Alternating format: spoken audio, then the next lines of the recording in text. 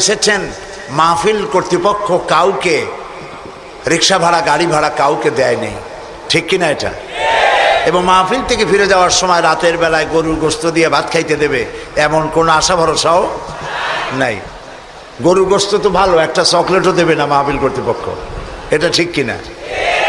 তো পয়সা খরচ করে এসেছেন, পকেটে বসেছেন গরমের মধ্যে। আল্লাহর কাছে দোয়া করি, আল্লাহ তাআলা তোমার বান্দারা তোমার কোরআন শোনার জন্য যতটুকুন স্যাক্রিফাইস করলো, কোরবানি করলো, গরম কষ্ট করলো, এই কষ্টের বিনিময় কিয়ামতের প্রচণ্ড গরমের হাত থেকে তুমি আমাদেরকে আশ্রয় দিও, তোমার আরশের নিচে আমাদেরকে জাগা করে দিও। প্রিয় ভাই সব, আপনারা সবাই এসেছেন কোরআন শুনতে। কি শুনতে এসেছেন বলুন? আর আমিও এসেছি কোরআন শোনাতে। তবে আমি তো কোরআন শোনাতে পারবো না, সেই ইলম তো আমার নাই। সুবহানাকা লা ইলমা লানা ইল্লা মা আল্লামতানা। আল্লাহ যদি কিছু বলার তৌফিক দেন তাহলে বলতে পারবো। লোকেরা মুফাসসিরে কোরআন আমাকে বলে, কিন্তু আমি তো নিজে জানি আমি কি, আমি কোরআনের তাফসীরের নগণ্য ছাত্র মাত্র। আল্লাহর সাহায্য কামনা করি। আলাইহি তাওয়াক্কালতু ওয়া ইলাইহি উনীব। তিনি যদি দয়া করে কিছু বলার তৌফিক দেন তবে আমি বলতে পারবো ইনশাআল্লাহ। আল্লাহ যেন তেমন কিছু কথা বলার তৌফিক দেন যা আমাদের জন্য, আমার নিজের জন্য, শ্রোতা ভাই বোনদের জন্য তা যেন কল্যাণকর হয়। আমরা বলি আমিন।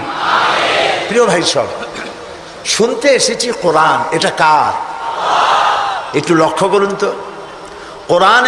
কোরআন হচ্ছে একটি মুজিজার নাম। এটি নবী করিম সাল্লাল্লাহু আলাইহি সাল্লামের জীবনে 3 সহস্রাধিক মুজিজা সংগঠিত হয়েছিল। তার মধ্যে শ্রেষ্ঠ মুজিজা হচ্ছে কোরআন। এই কোরআনের অনেক মুজিজা আপনারা শুনেছেন। আমি আজকে মুজিজা আপনাদেরকে দেখাতে চাই। শুনবেন না দেখবেন? মানুষে বলে যে দেখতে পারলে শোনে কেডা, তো আমি মুজিজা আপনাদেরকে দেখাই।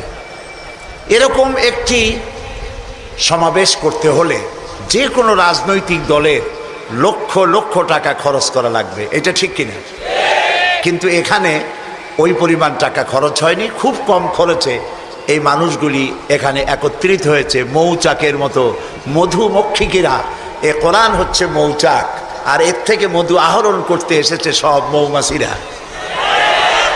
তারপরে সমাবেশ হলে, রাজনৈতিক সমাবেশ, চতুর্দিকে পুলিশ আর বিডিআর দাঁড়াইয়া বসাইতে এত চেষ্টা করে, তাও বসতে চায় না। যদিও বসে, চিনাবাদাম চাবায়, সিগারেট টানে, এদিক ওদিক তাকায়। কিন্তু লক্ষ্য করুন